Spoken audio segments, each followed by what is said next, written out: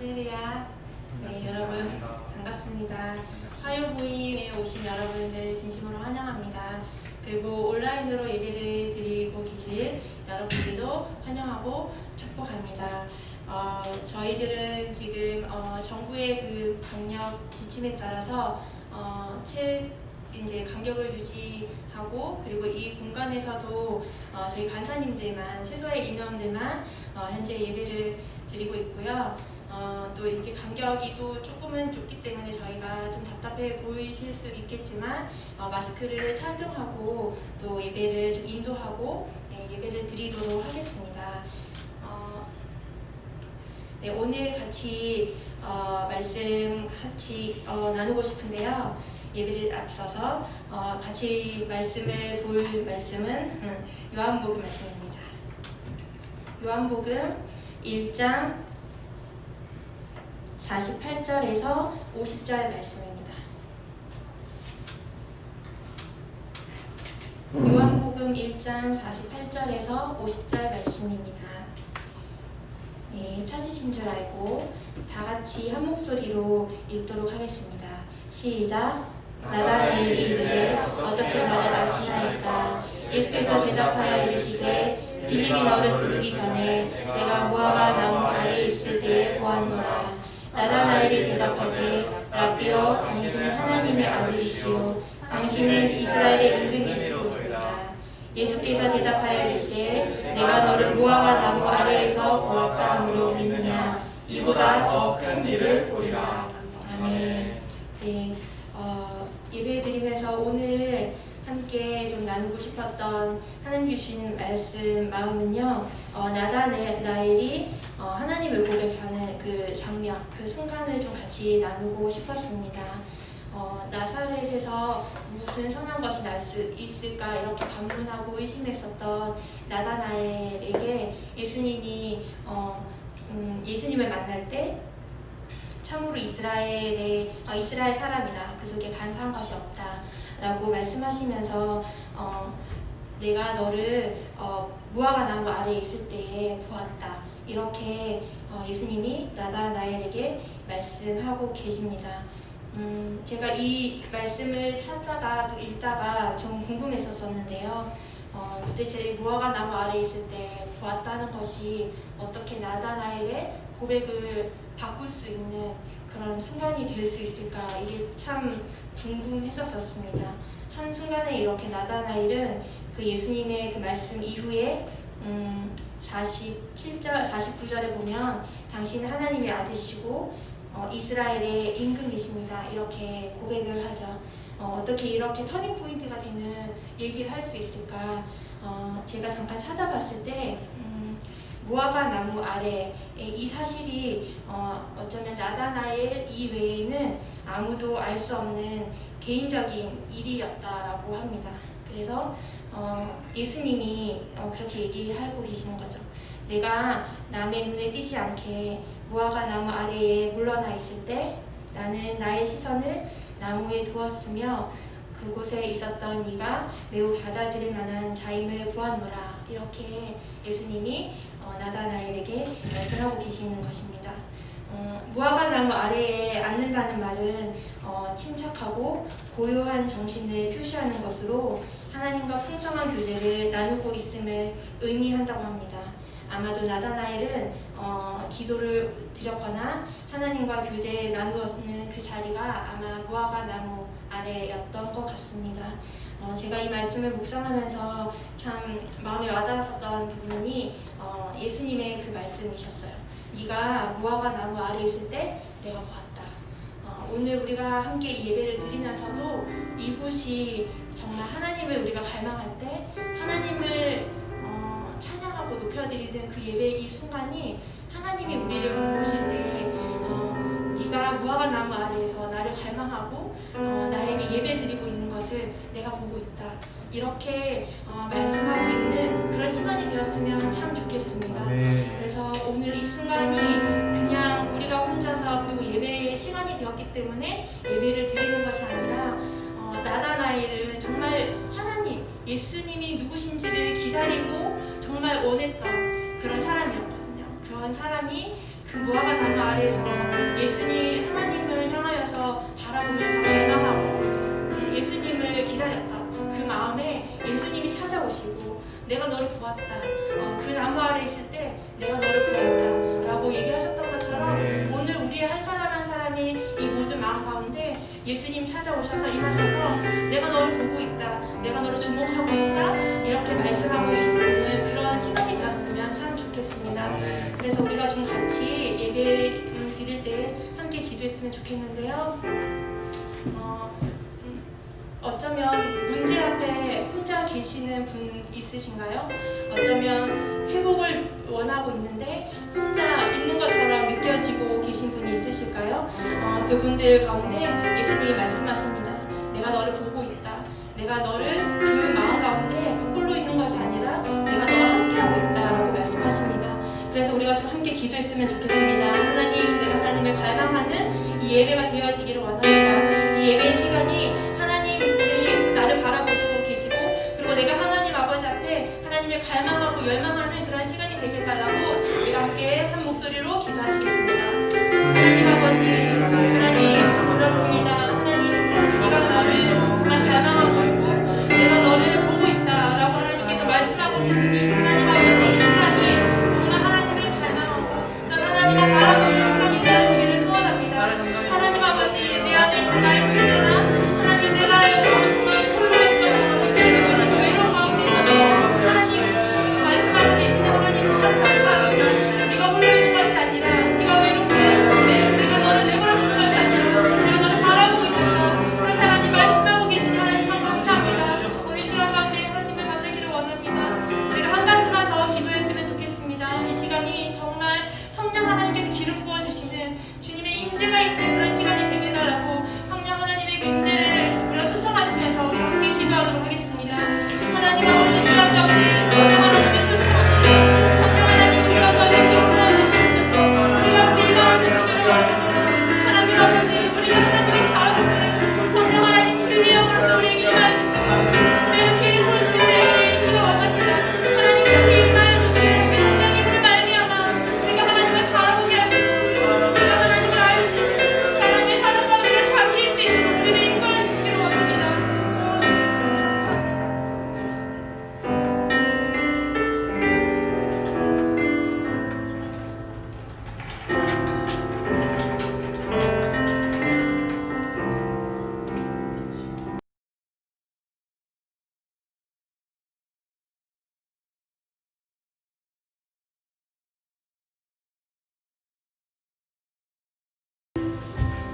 나도 주님을 온전히 아는 것 나의 갈망은 주를 사랑하듯 나도 주님을 사랑하는 것 나의 갈망은 주께서 날 가듯 나도 주님을 온전히 아는 것 나의 갈망은 주를 사랑하듯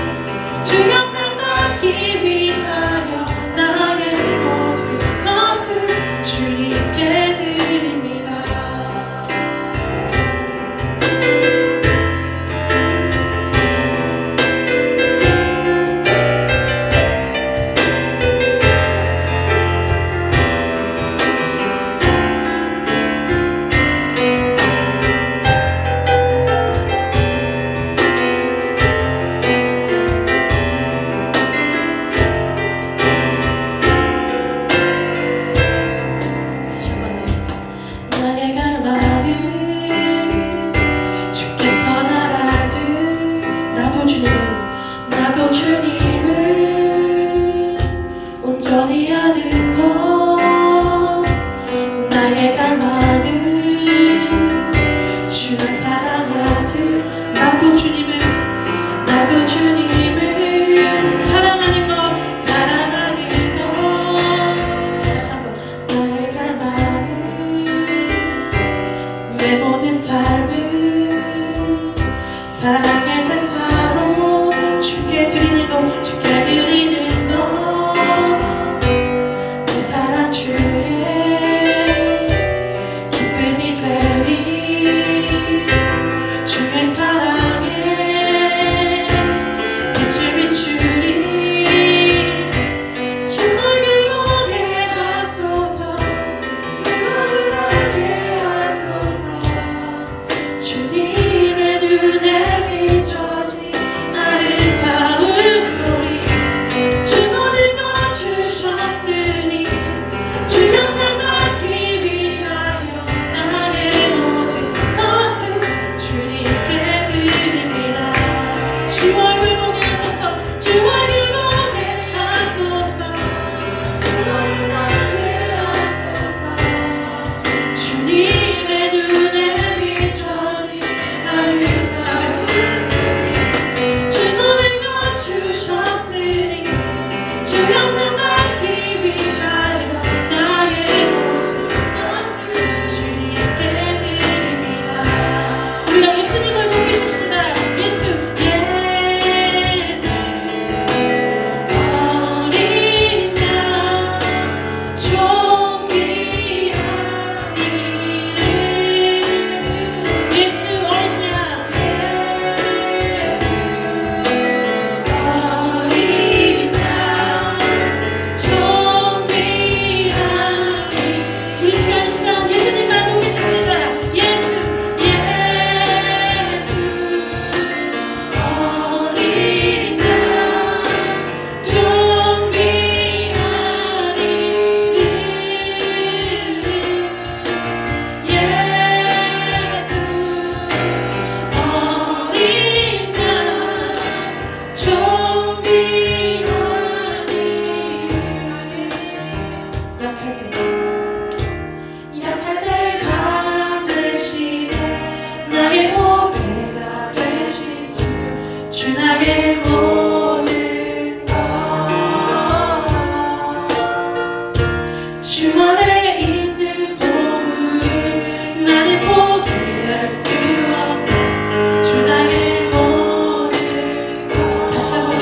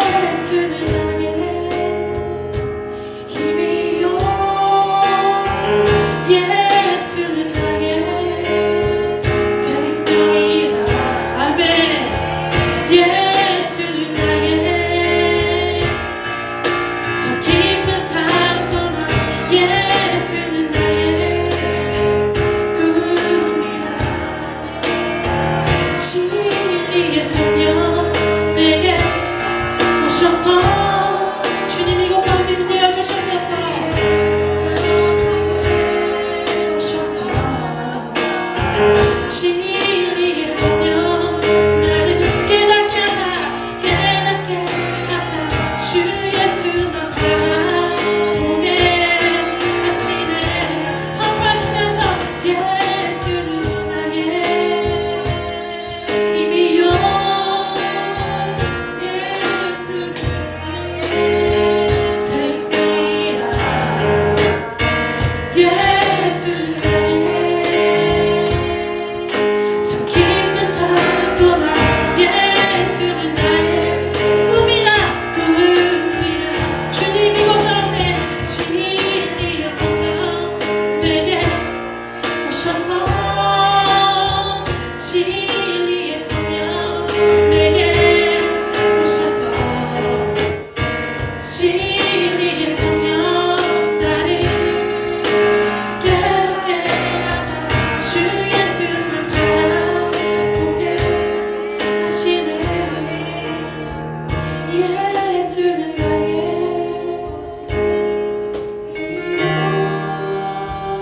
예수는 나의 생명이라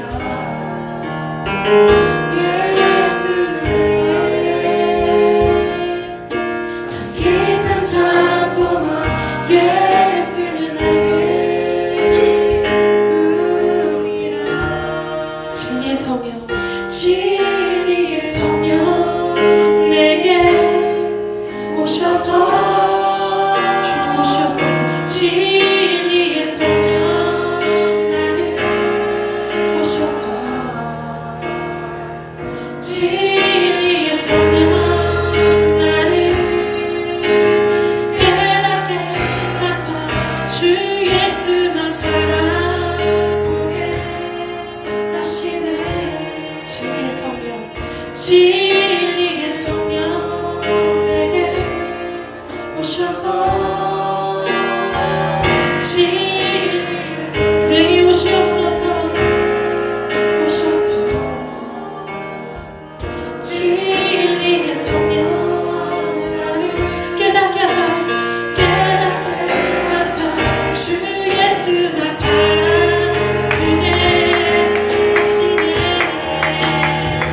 예수는 나의 힘이요 예수는 나의 생명이라 주님은 우리의 생명이십니다. 예수는 참 기쁨과 참소나 참 기쁜 참소나 예수는 나의 꿈이라. 마지막으로 진리의 성령 나의 성령 이곳 가운데 오시옵소서. 진리의 성령 내게 오셔서 진리의 성령 주님 은혜를 주시옵소서. 깨닫게 주 예수만 바라보게 하시네. 두 손 들고 진리의 성령 나를 오셔서 진리의 성령 내게 오셔서 진리의 성령 나를 깨닫게 하사 주 예수만 바라보게 하시네. 진리의 성령 나를 깨닫게 하사 주 예수만 바라보게 하시네. 주 예수만 바라보게 하시네. 주 예수만 바라보게 하시네. 주 예수만 바라보게 하시네. 우리가 선포하십시다. 예수만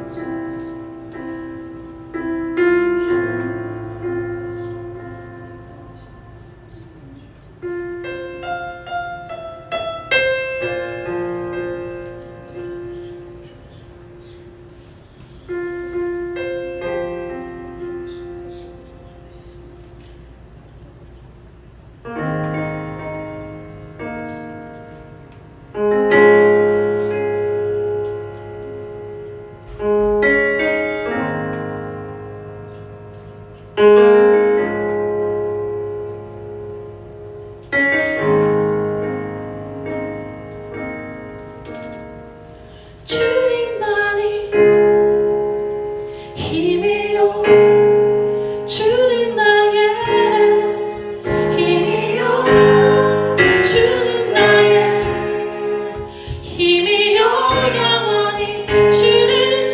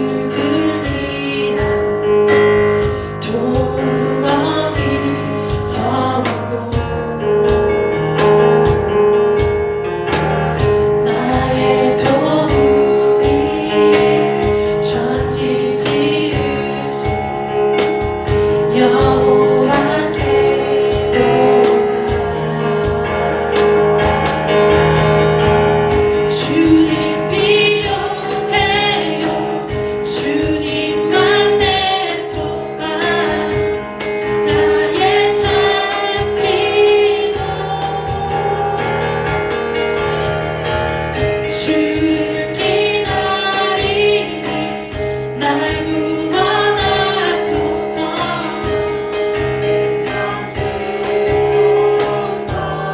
우리에게 영원하게 명령하시면서 내가 사냥해 눈을 들리나 도움 어디서 올까. 우리 주님은 천지를 지으신 나의 도움이 천지 지으신 여호와께. 오 주님, 주님 필요해요. 주님만 내 소망, 나의 참 기도. 주를 기다리니 날 구원하소서. 생명 주소서.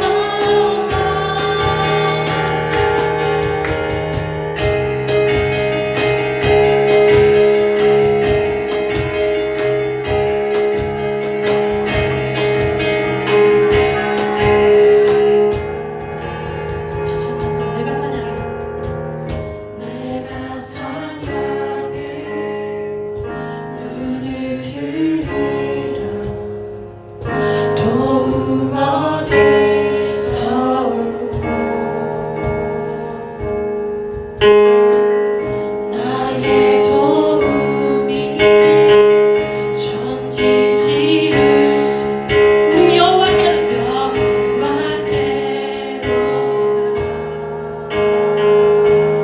내가 사냥해 내가 사냥해 눈을 들리라 도움 어디서 올고.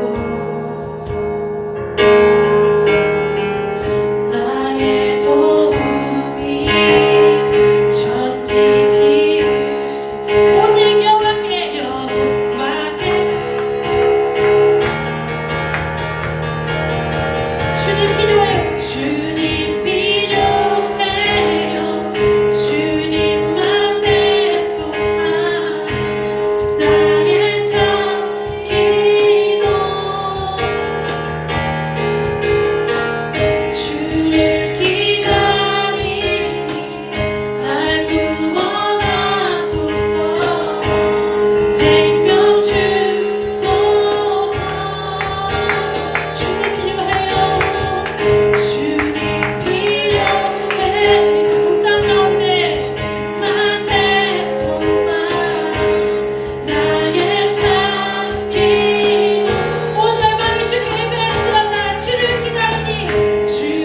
기다리니 날 구원하소서. 생명 주소서. 온 열방 가운데 명령하시면서 주님 필요해요. 주님만 내 소망, 나의 참 기도. 주를 기다리니 날 구원하소서. 생명 주소서.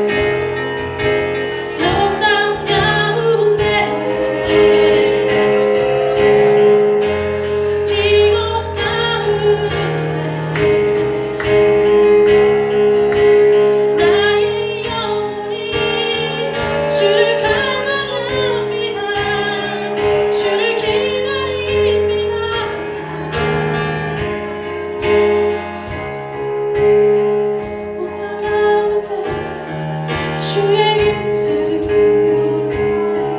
기다립니다.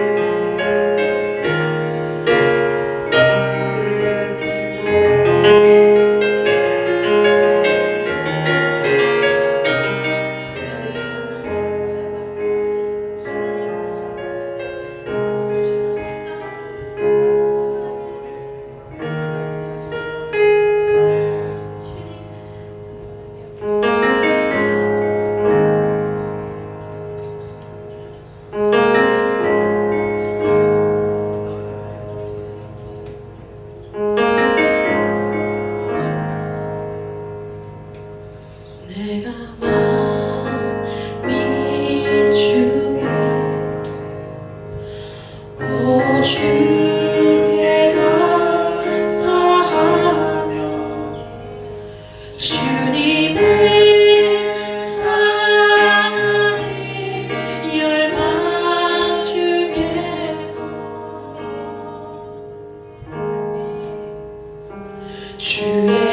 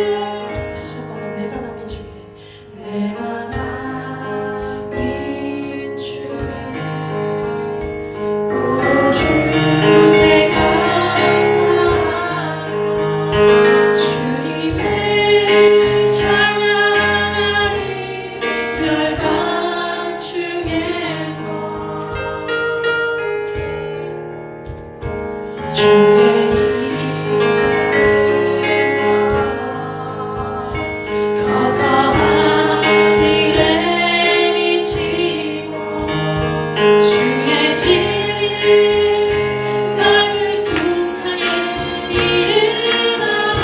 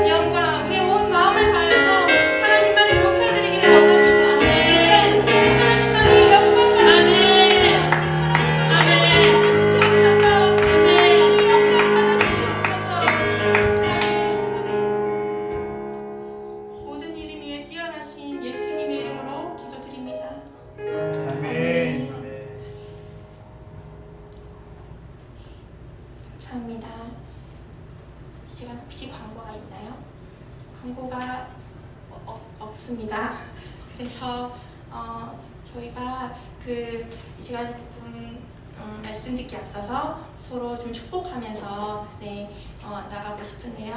원래 순서상에는 또 이 시간에는 새로 오신 분들이 있으시면 또 축복도 해드리고 하는데, 오늘은 저희가 또 혹시나 영상으로 오늘 처음 우리 예배에 같이 함께 하고 계시는 분들도 저희가 좀 축복을 해드리고 싶어서요. 먼저는 이 공간에 또 각자 처소에 계시는 주위에 가족들이 있다면 같이 좀 축복하면서 나아가고 싶습니다.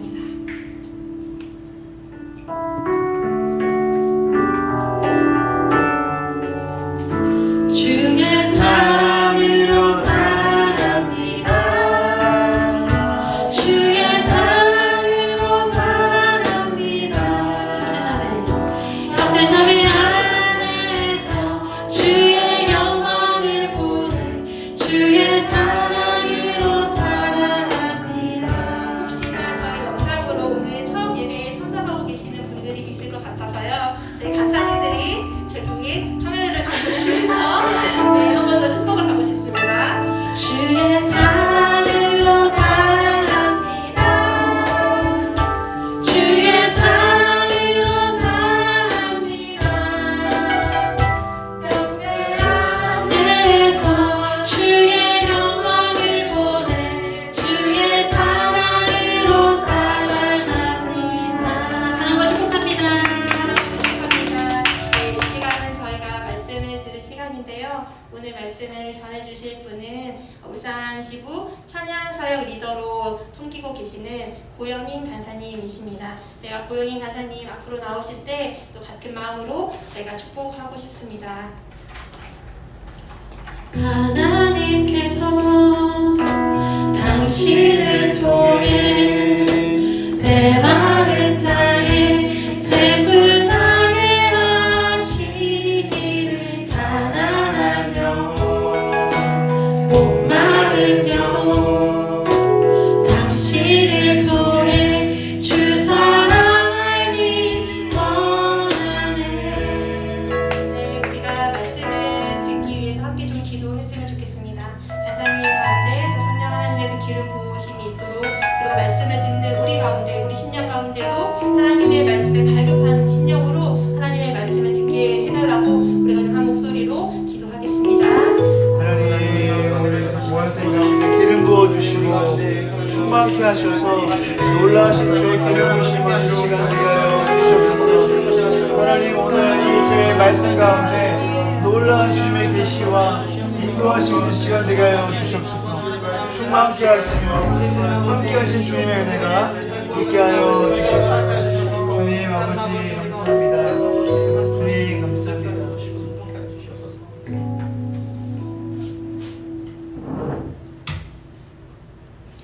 사랑해 주님 감사합니다. 오늘 이곳 가운데 우리를 부르시고 예배케 하신 은혜를 더하시는 주님의 은혜를 감사합니다. 주님, 이 시간 말씀을 또 우리가 주 앞에 전하며 또 들으며 주의 말씀 앞에 서는 이 시간 가운데 전하는 전하 듣는 모두에게 동일한 은혜가 있게 해주십시오. 감사드리며 거룩하신 게 주의 그리스도 이름으로 기도드립니다. 네, 우리 함께 말씀 찾으실까요? 창세기 4장 말씀입니다. 창세기 4장의 말씀입니다. 3절부터 7절까지 말씀을 함께 좀 보고 싶습니다. 창세기 4장 3절부터 7절까지, 제가 굳이 페이지 수는 말씀 안 드려도 되겠죠? 창세기니까. 창세기 4장 3절부터 7절까지의 말씀을 제가 한 절, 여러분 한 절, 마지막 절은 우리 함께 읽도록 하겠습니다. 제가 먼저 읽겠습니다. 세월이 지난 후에 가인은 땅의 소산으로 제물을 삼아 여호와께 드렸고, 아벨은 자기도 양의 수수기와 그 기름으로 드렸더니 여호와께서 아벨과 그 제물을 받으셨으나 가인과 그 제물은 받지 아니하신지라 가인이 몹시 분하여 안색이 변하니 여호와께서 가인에게 이르시되 내가 분하여 하면 어찌되느냐 안색이 변하면 어찌되느냐. 함께 읽겠습니다. 내가 선언하면 어찌 어찌 되지 못하겠느냐. 선언하지 아니하면 죄가 문에 엎드려 있느니라. 제가 너를 원하나 너는 죄를 다스릴지니라. 아멘. 성경에서 하나님께 제사를 드리는 내용이 가장 처음으로 소개되는 곳이 바로 오늘 읽은 본문이죠. 우리가 읽은 본문 바로 앞에 이제 그 앞절의 내용을 보면 아벨과 가인의 직업이 소개됩니다. 아벨은 우리가 잘 알다시피 양을 치는 목자였고 가인은 밭을 가는 농부가 되었습니다. 고대 사회 당시 목축, 양을 치는 자의 그 목축업은 가죽과 털, 그 다음에 우유를 얻기 위한 수단이었죠. 사실 고기를 먹는 육식은 사실 노아 홍수 이후에 허용이 되어졌습니다. 이를 창세기 9장 3절과 4절에서 확인해 볼 수 있습니다. 제가 읽어드리겠습니다. 굳이 찾지 않으셔도 제가 9장 3절과 4절의 내용을 읽어드리겠습니다. 모든 산 동물은 너희의 먹을 것이 될지라 채소같이 내가 이것을 다 너희에게 주노라. 그러나 고기를 그 생명되는 피째 먹지 말 것이니라. 하나님께서 노아 홍수 이후에 이제 인류에게 고기를 먹어도 된다. 채소같이 너희가 다 이제 먹어라라고 이제 허용을 해주시죠. 근데 이제 인류가 죄를 지은 이후에 피를 흘리는 동물의 제사가 시작되었다라는 것을 또 살펴보면 이 아벨의 목축에는 꼭 육식이 배제되었다 하더라도 이제 앞에서 제가 언급한 가죽이나 털, 우유를 얻기 위한 수단이기도 했겠지만 또 한 가지는 이제 하나님께 이제 바칠 제물을 공급하기 위한 목적도 분명히 있었을 겁니다. 제가 오늘 본문에서 다루고 싶은 한 가지의 주제는 바로 예배입니다. 제가 7년, 올해로 횟수로 7년 정도 되겠네요. 7년을 찬양사역 강사로 쭉 섬겨오면서 단위사역 안에서 일어나는 예배 가운데 예배를 섬기는 사람으로 쭉 사역을 해오면서 제 안에 한 가지 소망이 있었다면 예배를 주제로 한번 말씀을 전해보고 싶다는 마음이 늘 언제나 마음 한켠에 있었습니다. 근데 이제 화요모임의 설교를 전하는 그 시간대마다 하나님께서 계속 저에게 다른 어떤 감동들을 주셔서 예배의 주제로 말씀을 전하지 못하고 있다가 오늘의 설교로서 제가 예배를 주제로 말씀을 전하게 되네요.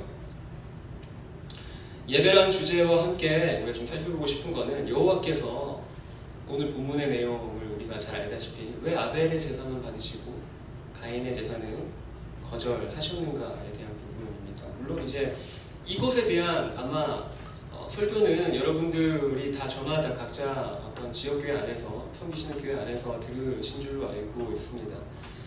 그리고 사실 여기에는 몇 가지의 해석이 존재합니다. 그 중에서도 이제 잘 알려진 해석이 그거죠.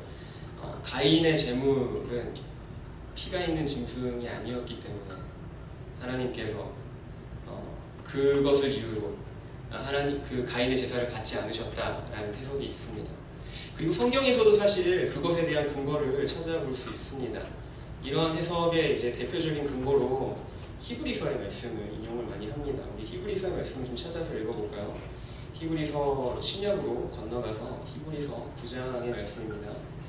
히브리서 9장 22절의 말씀을 우리 함께 살펴보겠습니다. 히브리서 9장 22절 말씀입니다. 네. 우리 한 목소리로 다 같이 함께 읽어보시겠습니다. 율법을 따라 거의 모든 물건이 피로써 정결하게 되나니 피 흘림이 없은즉 사함이 없느니라. 네. 히브리서 기자는 그리스도의 이제 구속 사역을 설명하는 과정에서 이제 구약의 율법을 인용해서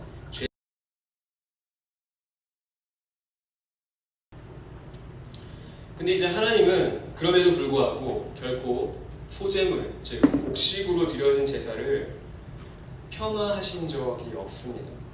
오히려 곡식 제사는 다른 동물로 드려지는 제사와 동일한 가치를 지녔다라는 게 성경에서 또 한 번 우리가 확인해 볼 수 있는데요. 레위기 말씀 우리 함께 좀 찾아볼까요? 레위기 말씀입니다. 레위기 6장 14절부터 18절까지만 함께 보겠습니다. 레위기 6장 14절부터 18절까지 말씀입니다. 네, 다 같이 하신 줄 믿고 우리 한 목소리로 다 같이 읽어볼까요? 자, 읽겠습니다. 소재의 규례는 이러하니라. 아론의 자손은 그것을 제단 앞 여호와 앞에 드리되 그 소재의 고운 가루 한 움큼과 기름과 소재물을 위해 유황을 다 가져다가 기념물로 제단 위에서 불사하여 여호와 앞에 향기로운 냄새가 나게 하고 그 나머지는 아론과 그의 자손이 먹되 누룩을 넣지 말고 거룩하고 회막 뜰에서 먹을지니라. 그것에 누룩을 넣어 굽지 말라. 이는 나의 번제물 중에서 내가 그들에게 주어 그들의 소득이 되게 하는 것이라. 속죄제와 속건제같이 지극히 거룩한즉 아론 자손의 남자는 모두 이를 먹을지니 이는 여호와의 번제물 중에서 대대로 그들의 영원한 소득이 됨이라. 이를 만지는 자마다 거룩하라. 네. 방금 전에 읽은 이 레위기의 이 말씀은 소재에 대한 규례입니다. 즉 곡식으로 드려진 제사를 드리고자 할 때 너희는 이렇게 드려라라고 하는 이제 그 규례가 적혀져 있는 내용이죠. 17절에 보면 이렇게 이제 소재에 대해서 이 표현을 합니다. 소재로 드려진 곡식 제물에 대해서 주님께서 말씀하시길 속죄제와 속건제 같이 지극히 거룩하다라고 표현되어져 있습니다. 즉 소재 역시 동물을 제물로 바치는 제사와 동일한 가치를 지녔다라는 것이죠. 지극히 거룩한 제사니까. 그럼 우리가 앞서 읽은 히브리서의 말씀을 근거로 한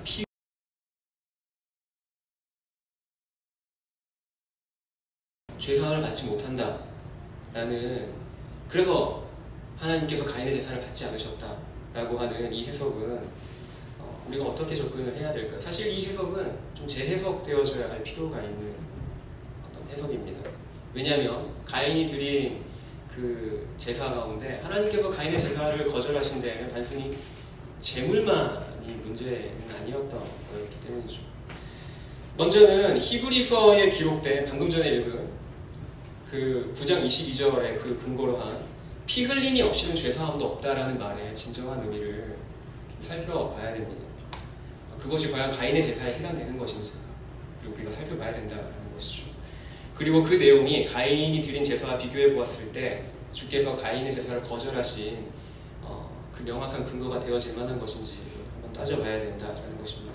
일단 히브리서의 배경과 개괄적인 것들은 간략하게만 제가 소개하겠습니다. 이걸 장황하게 설명하면 여러분들 시험 드시겠죠. 시간이 길어지고 계속 한량없이 활용이 언제 마치나 뭐 이런 어떤 생각들을 여러분들 하실 거니까 히브리서 저자가 구약의 제사를 인용하여서 피 흘림이 있어야만 죄사함을 받을 수 있다라는 이 권면의 진정한 의미는 당시 극심한 박해와 마치 하나님이 없는 것 같은 시련을 당하는 그 히브리서의 수신자들에게 저자가 그리스도의 대제사장직을 변호하면서 우리를 위해 피 흘려 죄를 대속하신 그리스도를 믿는 신앙에서 너희가 떠나지 말라라는 권면인 것입니다.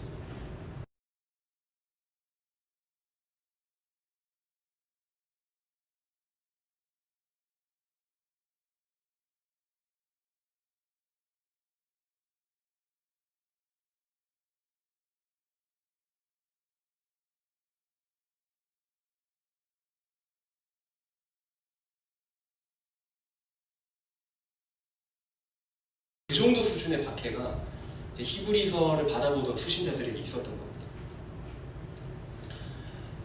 그리고 이제 그 박해의 이유는 그리스도를 향한 믿음과 신앙 때문에 당하는 수모였던 거였습니다.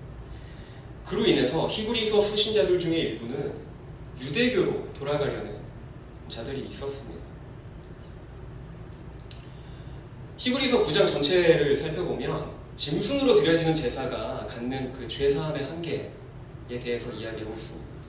그리고 좀 어려운 표현을 쓰자면 영단번의 제사, 즉 단 한 번의 희생으로 영원히 죄를 속하신 그리스도의 대속을 비교하고 있습니다.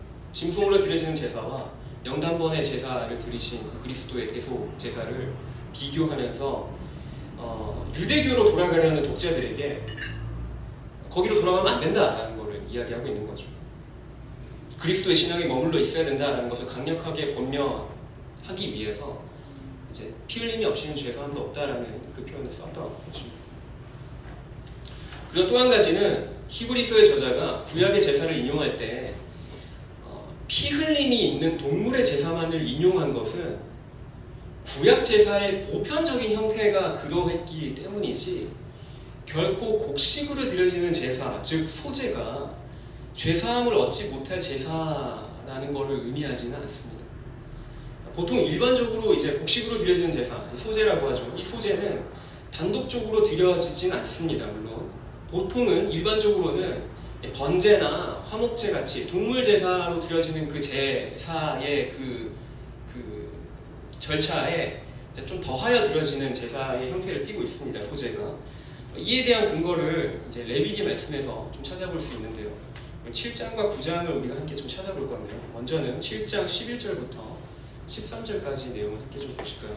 레위기 7장 11절부터 13절 좀 보고 싶습니다. 레위기 7장 11절부터 13절까지 말씀을 우리 한 목소리로 다 같이 읽겠습니다. 다 같이 읽어보실까요?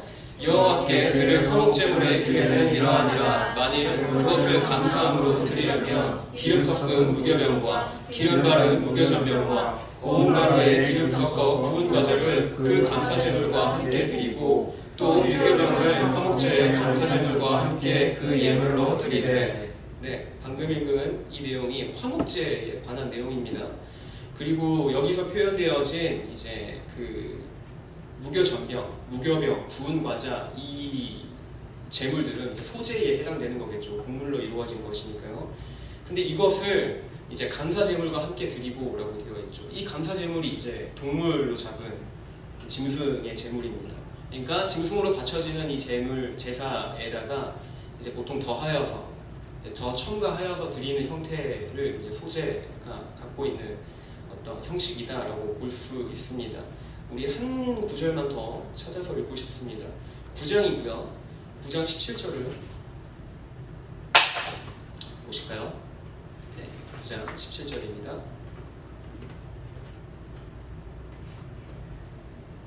함께 읽으실까요? 또 소제를 드리되 그 중에서 그의 손에 한 움큼 채워서 아침 번제물에 더하여 제단 위에서 불사르고. 네, 여기서도 동일한 내용을 확인해 볼 수 있습니다. 소제를 드리되, 즉 곡식으로 드려진 이루어진 제물을 너희가 드릴 때 손에 한 움큼 이렇게 집어서 아침 번제물로 드려지는 그 제사는 짐승을 잡아서 드리는 번제입니다.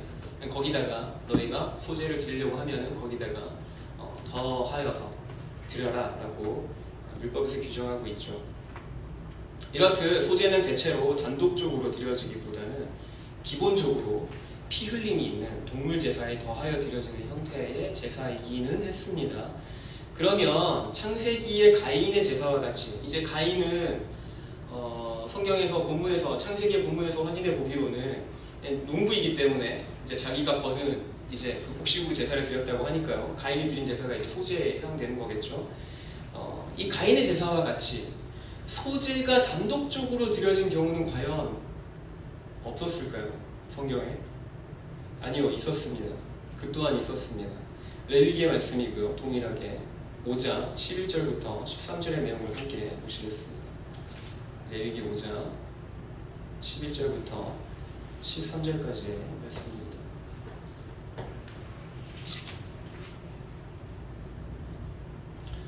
레위기 5장 11절부터 13절까지의 내용을 이것도 저희가 내용이 많지 않기 때문에 한 목소리로 다 같이 읽어보시겠습니다. 하나님께서 가인의 제사를 받지 않으신 이유로 재물의 문제를 삼았다기보다는 선을 행하지 않았다라고 말씀하십니다. 제가 이미 앞서 말씀드린 대로 가인과 아벨 이 제사를 준비하는 두 사람의 모습에는 태도의 차이가 있습니다. 가인은 단순히 소산물의 일부를 가져왔습니다. 여기서 가인이 준비한 그 소산물의 일부가 처음으로 수확한 소산물인지 아니면 자기가 가지고 있는 거둔 곡식 가운데 최고의 것을 가져왔는지에 대한 부가적인 설명이 없습니다. 반면 아벨은 분명하게 성경의 저자가 기록하기를 첫 새끼와 그 최상의 부위 곧 기름을 가져왔다라고 이야기하고 있죠. 이것을 통해서 느낄 수 있는 한 가지는 가인의 제사가 마치 마지못해 제사를 집행한다라는 이상을 준다라는 것입니다. 결국 창세기의 저자는 4절과 5절에서 다음과 같이 기록합니다. 우리가 오늘 읽은 본문 가운데 4절과 5절의 말씀을 보시면 하나님께서 아벨의 제사에 대해서는 아벨과 그의 제물은 받으시고 가인의 제사에 대해서는 가인과 그의 제물을 받지 않으셨다라고 말합니다. 가인의 제사가 거절된 것은 단순히 그의 제물만이 거절당한 게 아니라 가인이라고 하는 존재의 전 인격이 하나님께서 받으시기에 합당하지 않았음을 의미하는 겁니다. 특히 가인의 마음가짐은 그의 제사가 거절당했을 때 분명하게 드러납니다. 오늘 본문 5절에 보면 가인이 몹시 분하여서 안색이 변하였다라고 한글 성경은 번역을 하고 있습니다. 근데 이 안색이 변하였다라는 이 번역의 원문을 살펴보면 이 원문의 의미는 얼굴을 떨어뜨리다입니다. 그러니까 몹시 분하여 얼굴을 떨어뜨렸다가 됩니다. 즉 고개를 푹 숙인 상태인 것이죠. 가인이 고개를 푹 숙인 것은 부끄러워서 면목이 없어서가 아니라 분을 참지 못해서 고개를 숙인 겁니다. 굴욕감을 느끼고 고개를 들지 못한 것입니다. 가인은 선한 예배자가 아니었습니다. 반면 아벨에 대해서는 히브리서 기자가 다음과 같이 증언합니다. 히브리서의 말씀을 좀 찾아서 읽어보실까요? 히브리서 11장 말씀입니다. 히브리서 11장 4절의 말씀을 함께 보겠습니다.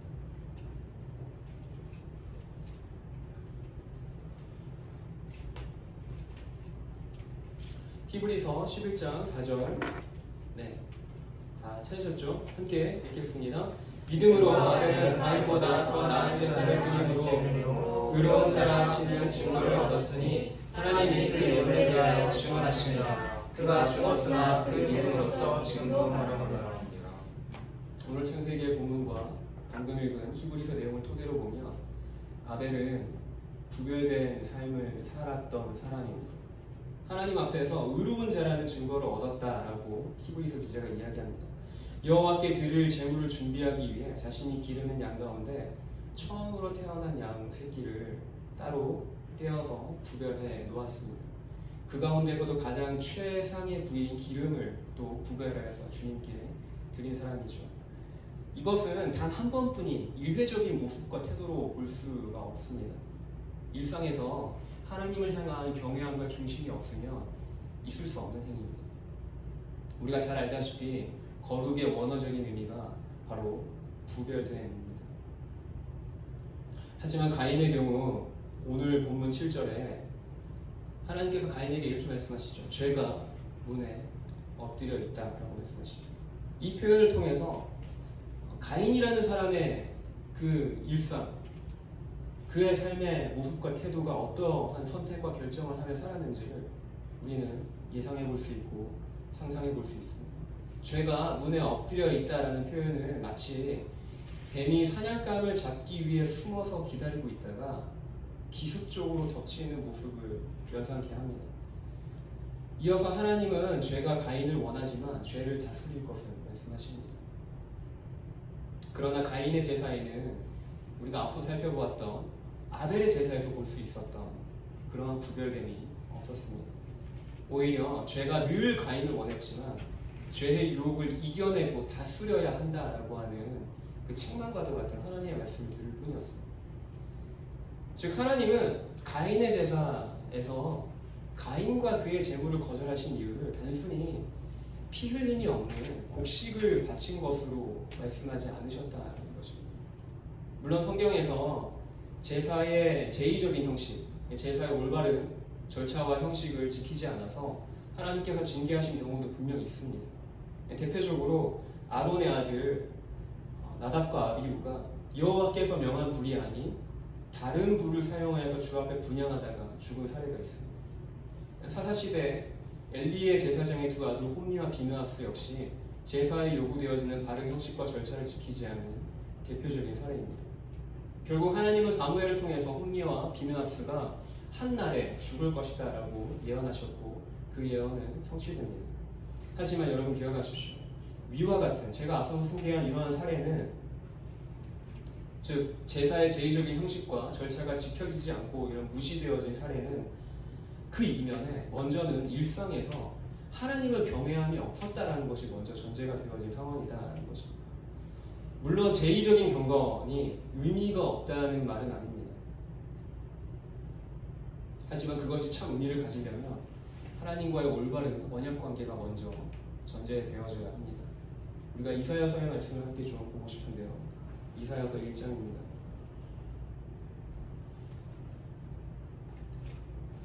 이사야서 1장 10절부터 17절까지의 말씀을 함께 보시겠습니다. 이사야 1장 10절부터 17절까지의 말씀을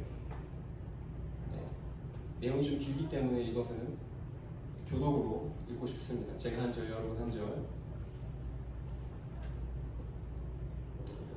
번갈아 가면서 읽도록 하겠습니다. 제가 먼저 읽겠습니다. 마지막 절은 다 같이 읽겠습니다. 제가 먼저 읽을게요. 너희 소돔의 관원들아 여호와의 말씀을 들을지어다. 너희 고모라의 백성아 우리 하나님의 법에 귀를 기울일지어다.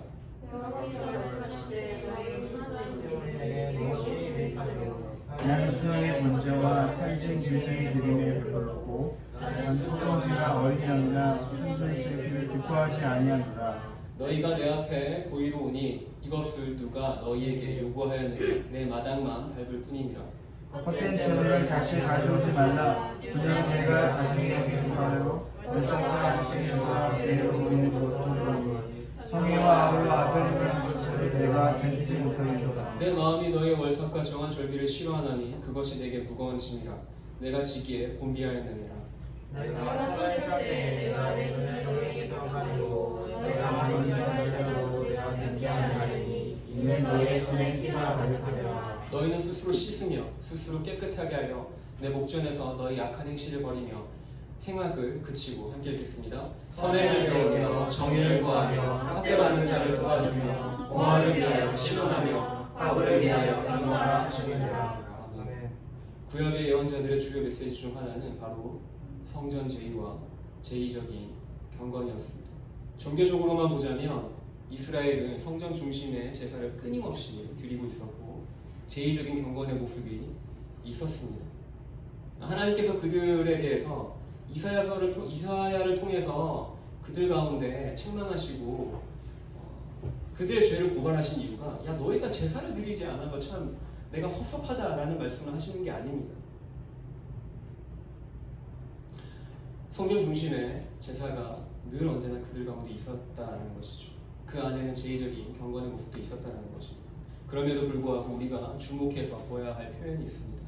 그것은 바로 이사야 선지자가 이스라엘을 향해서 10절에 이렇게 얘기합니다. 소돔의 관원들, 이스라엘을 향한 표현입니다. 이스라엘을 향해서 너희는 소돔의 관원들이다 라고 이야기합니다. 그리고 너희는 고모라의 백성들이다 라고 이야기하고 있죠. 소돔과 고모라가 어떠한 성읍이죠? 우리가 잘 알고 있죠. 사회적인 극심한 타락으로 인하여서 하나님께서 그 소돔과 고모라 성읍을 완전히 멸망시키신 고대 사회 중, 고대 성읍 중 하나입니다. 성경에서 이 소돔과 고모라는 완전한 멸망과 심판을 상징합니다. 그런데 그 완전한 멸망과 심판의 표현이 이스라엘을 고발하는 표현으로 사용되어졌다는 것입니다. 창세기에서는 소돔과 고모라의 멸망의 이유를 성적인 타락으로 꼽습니다. 하지만 에스겔서는 조금 다르게 이야기합니다. 에스겔서는 제가 읽어드리겠습니다. 에스겔서 16장 49절과 50절을 보면 소돔과 고모라가 왜 멸망했는지에 대한 그 이유를 사회적인 연대성을 무시한 것이 바로 그 멸망의 이유다라고 언급합니다. 제가 읽어드리면 다음과 같습니다. 내 아운 소돔의 죄악은 이러하니 그와 그의 딸들에게 교만함과 음식물의 풍족함과 태평함이 있음이며 또 그가 가난하고 궁핍한 자를 도와주지 아니하며 거만하여 가증한 일을 내 앞에서 행하였습니다. 그러므로 내가 보고 곧 그들을 없이 하였느니라. 제가 방금 전에 읽은 에스겔서의 이 관점과 그리고 이사야서의 말씀, 즉 그 이사야서 가운데 나온 그 이사야의 관점 역시도 에스겔 선지자의 입장을 취하고 있습니다. 이사야 선지자 역시도 이스라엘을 소돔과 고모라에 비교하고 있는 그 이유는 어려운 이웃에게 무관심한 그 사회적인 그 타락을 이유로 꼽는다는 것입니다.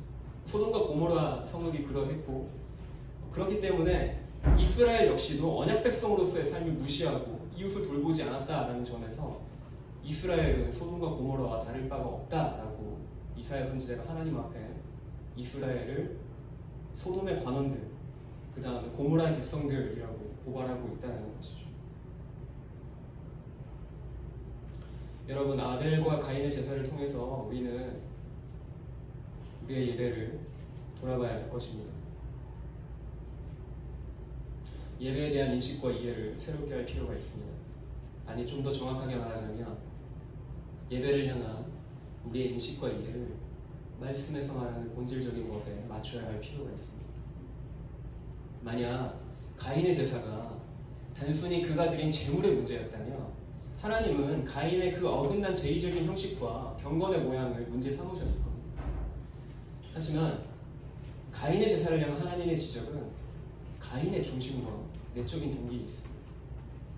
그리고 이것은 그의 일상과도 긴밀히 연결되어 있습니다. 쉽게 말해서 일상에서 하나님을 경외함으로 살아가는 사람은 제의적인 형식과 경건을 갖출 수밖에 없습니다. 왜냐하면 일상에서 늘 언제나 하나님을 경외함으로 하나님 앞에서 하나님의 그 목전에서 살아가기 때문에 공동체로 모여지는 그 공적 예배 가운데도 그 사람은 그것이 일상에서의 예배와 별 차이가 없다는 것입니다. 늘 언제나 그는 하나님의 목전에서 살아가는 사람이기 때문에 공동체로 드려지는 예배들, 자기 일상에서 드려지는 예배들, 늘 언제나 하나님을 경외함으로 하나님을 예배하는 삶을 살아간다는 것이죠.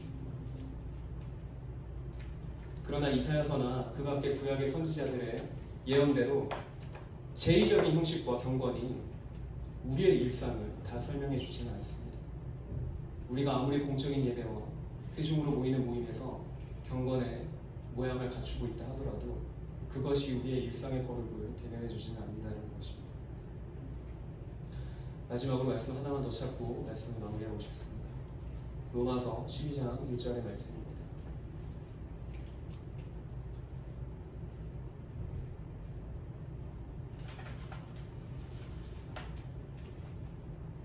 로마서 12장 1절을 우리가 함께 한 목소리로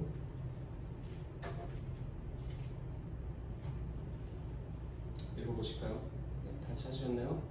네, 다 찾으신 줄 믿고 한 목소리를 읽겠습니다. 그러므로 형제들아, 내가 하나님의 모든 자비하심으로 너희를 권하노니 너희 몸을 하나님이 기뻐하시는 거룩한 산제물로 드리라. 이는 너희가 드릴 영적 예배니라. 로마서를 기록한 바울 사도는 로마에 살아가는 모든 그리스도인들에게, 그리고 더 나아가서는 오늘을 살아가는 우리들에게 권면합니다.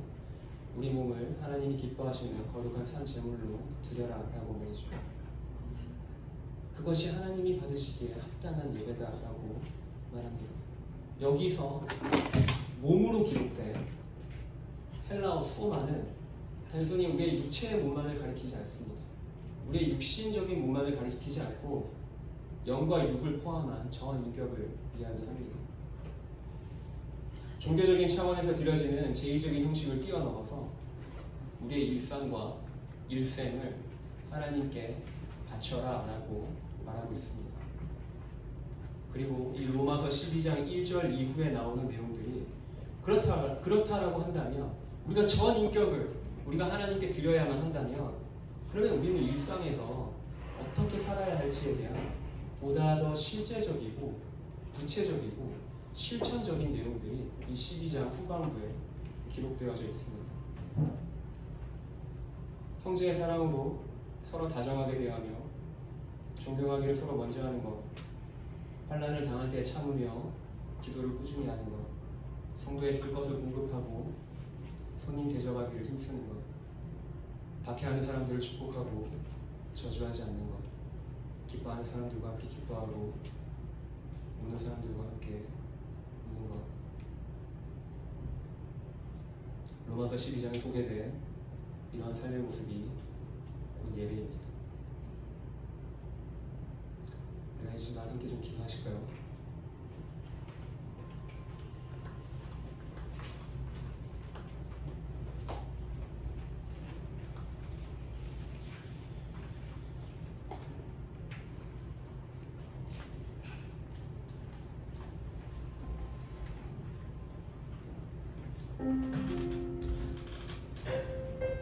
제사는 그 자체로 최고선도 아니며 그렇다고 우리 자신을 위한 자기 목적적 제도도 아닙니다.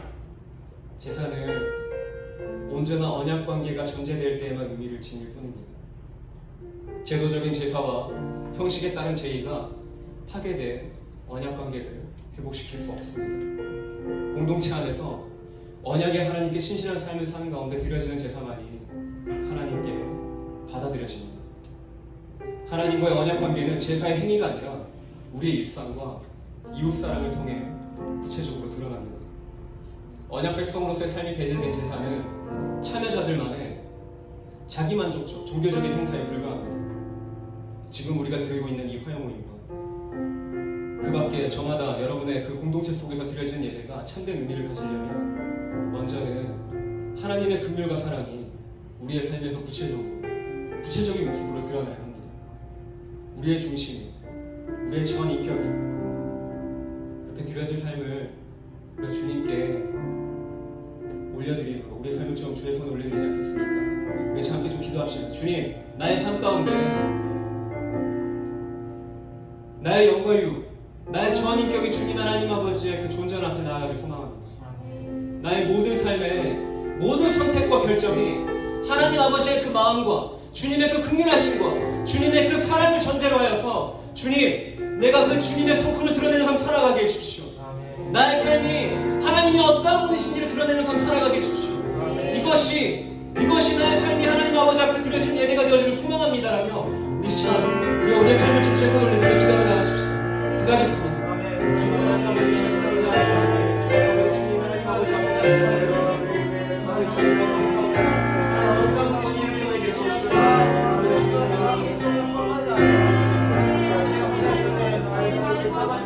나의 말하는 것과 나의 생각하는 것과 나의 행동하는 모든 것이 아버지 주님 하나님 앞에 받으시기 합당한 제사가 되겠습니다. 하나님은 어떠한 분이신지를 드러내는 삶을 살아가게 하시고 아버지 주님 하나님 아버지의 뜻을 따라서 아버지 계속적으로 아버지 주님 하나님의 그 어떠한 분이신 것을 아버지 주님 내가 성실하게 내가 결정하는 사람이 되게 해주십시오.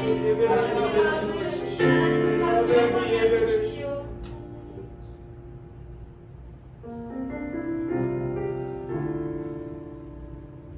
역시 한 가지를 더 주 앞에 기도하며 나가십시오. 코로나 바이러스로 모두가 힘든 시기를 보내고 있는 이때 우리는 어떻게 예배해야 할까? 저는 우리의 삶의 모든 선택과 결정이 그리스도께서 우리에게 보여주신 사랑에 기반해야 한다라고 말하고 싶습니다. 사회적으로 유아나 면역력이 약한 노약자는 여전히 이 전염병에 취약합니다. 우리 그리스도인으로서 그들을 향한 하나님의 마음과 긍휼을 지녀야 하는 줄로 믿습니다. 비록 소수일지라도 예수님은 단 한 번도 사회적 약자로 살아가야 하는 이들의 삶을 외면하신 적이 없었습니다. 여러분, 저와 여러분은 교회에 다니는 사람들이 아닙니다. 주께서 우리를 교회로 부르셨습니다. 교회는 저와 여러분 안에 생명을 향한 하나님의 사랑이 있습니까? 그렇다면 우리는 기꺼이 우는 자들과 함께 우는 삶을 살기 위해 사회적으로 모두가 두려워하고 힘들어하는 이 고통과 아픔을 교회된 우리가 함께 공감하고 함께 아파하며 교회된 우리가 이것을 더 감내해야 되는 줄 믿습니다. 더 이상 우리의 예배를 제의적인 형식과 틀에 가두지 맙시다. 우리가 세상 가운데 교회를 온전한 부르심 안에 이웃을 배려하고 그리스도의 사랑을 흘려보낼 때 주님은 우리의 일상을 예배로 받으십니다. 우리의 생각과 사고가 종교적인 틀과 형식을 유지하는 것이 아니라 진정한 생명을 살리는 것이 무엇인지를 분별하고 그것을 선택하며 살아갈 수 있는 우리의 삶이 되어지길 기도하면서 주님, 우리의 선택과 기준이 주님께서 한 영혼 한 영혼을 한 생명을 귀하게 여기시는 것처럼 우리가 그러한 삶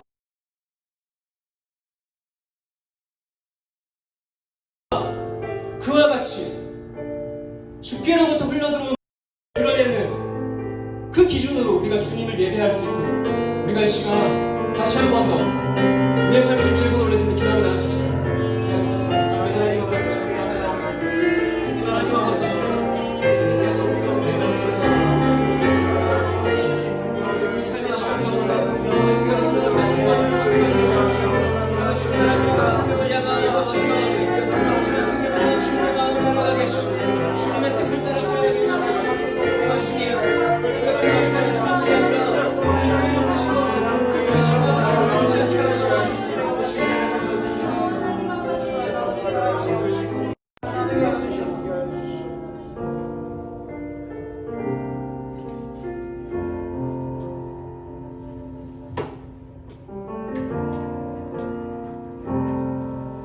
정결한 마음 주시옵소서. 오 주님, 정직한 경륜 새롭게 하소서.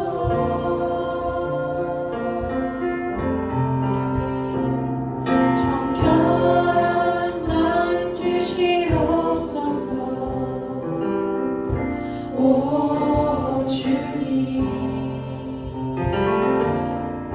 정직한 영을 새롭게 하소서.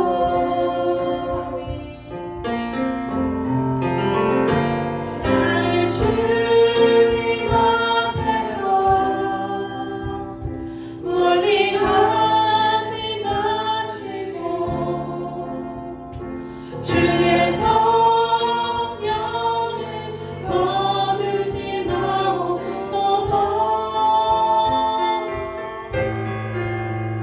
그 구원의 기쁨 다시 회복시키시며 변치 않는 맘 내 안에 주소서.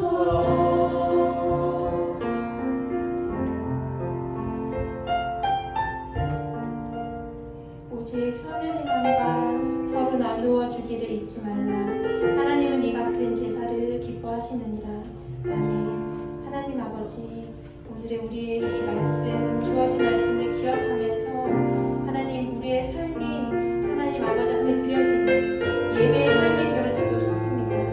하나님, 그저 형식적인 예배, 그저 교회가 왔다 갔다 하는 하나님 그 예배가 이제는 하나님이 더럽고 역겹다, 냄새난다, 너희는 이제는 그것을 그만두어라. 너희 삶이 예배로 서로 돌아보고 나의 사랑을 나누어 주어라. 하나님, 이렇게 말씀해 주신 하나님의 말씀을 우리가 기억하고 살 수 있도록 하나님 도와주십시오. 하나님, 그렇게 살 수 있도록 우리가 정말 진실된 그리스도인으로서 아버지의 향기를 드러내는 삶을 살아갈 수 있도록 하나님 우리를 인도하여 주시옵소서. 아멘. 예수님 이름으로 기도드립니다. 아멘. 네, 우리가 마지막으로 중보기도 하면서 예배를 마치고 싶습니다. 어제 제가 뉴스를 봤을 때 중국이 40일 동안 폭우가 내렸습니다. 그래서 지난달 2일부터 어제 이틀 전 12일까지 계속 비가 내려오는 상황에 있었다라고 제가 소식을 접했습니다. 그로 인하여서 중국의 중남부 지역 한 지역은 서울 면적의 절반 이상이 물에 잠기고, 그래서 이재민이 3,800만 명, 그리고 경제적인 손실은 우리나라 돈으로 14조 원에 정말 달하는 그런 지금 손실을 입고 있는 상황에 있고요. 그리고 여기서 그치는 것이 아니라 지금 있으면 비가 또 내리는 것이 또 예상되어져 가고 있다고 합니다. 그래서 그로 인하여서 지금은 또 2차적인 또 전염병, 또 돼지들이 또 떠내려가고, 그로 인하여서 거기에서 발생되는 전염병도 우려가 된다라고 전문가들은 얘기하고 있고요. 그래서 우리나라도 지금은 장마철에 있는데 우리가 이 시간 가운데 중국과 또한 이 장마철 가운데 있는 나라들을 두고 좀 함께 기도했으면 좋겠다라는 마음이 있습니다. 네, 기도 제목을 보시면서 함께 좀 기도하고 싶은데요.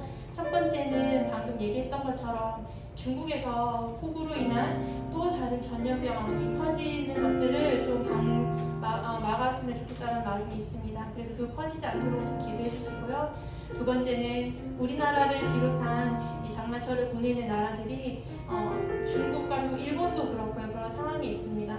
그래서 더 이상 피해가 생기지 않게 보호해 주시도록. 그리고 세 번째는 이 어려운 시기 코로나도 겹쳐있고 그런데 이 어려운 시기 가운데도 하나님의 사랑이 드러나고 하나님의 다스림 안에 거하는 세계 열방이 되게 해달라고 우리가 한 마음으로 좀 기도하고 마지막 찬양하시면서 마치도록 하겠습니다. 기도하겠습니다. 하나님 아버지, 이 시간 우리가 우리 여러분께서 특별히 하나님 중국을 위해서도 기도합니다. 하나님 아버지 40일 동안 하나님 일에 없는 이 폭우로 인하여서 하나님 많은 사람들이 집을 잃고 재산을 잃고 생명도 잃어가는 하나님 이런 상황 가운데 있습니다. 하나님 아버지 중국 땅 가운데 하나님 오셔서 주님의 은혜를 부어주시고 하나님 지금도 하나님 전염병과 많은 것들로 인하여서 하나님 생활의 상태가 확보되어져 있는 이 땅 가운데 하나님 주님의 은혜를 부어주시기를 원합니다. 하나님 아버지 지금의 장마철로 인하여서 하나님 중국뿐만 아니라 우리나라와 또 하나님 일본과 다른 나라들이 하나님 이 장마철을 대비하여서 하나님 대비하고는 있지만 많은 피해가 있고 하나님 많은 어려움들이 있습니다. 이 시간들을 우리가 잘 넘어갈 수 있는 하나님 도와주시기를 원합니다. 또한 하나님 코로나와 하나님 어려운 시기 가운데에서 하나님 온전히 하나님의 사랑이 그럼에도 불구하고 하나님 드러나 주시기를 원합니다. 그럼에도 불구하고 하나님이 우리를 주어져 계시다는 것을 하나님 우리 복주자 되신다는 것을 하나님 땅 가운데 하나님 드러나 주시기를 원합니다. 열방의 세계 국민들마다 다시 한번 하나님 모든 것들을 주어져 계신 하나님 아버지 앞에 하나님 그 손에 올려드립니다. 하나님 아버지 임하여 주시옵소서. 주님 다스려 주시옵소서.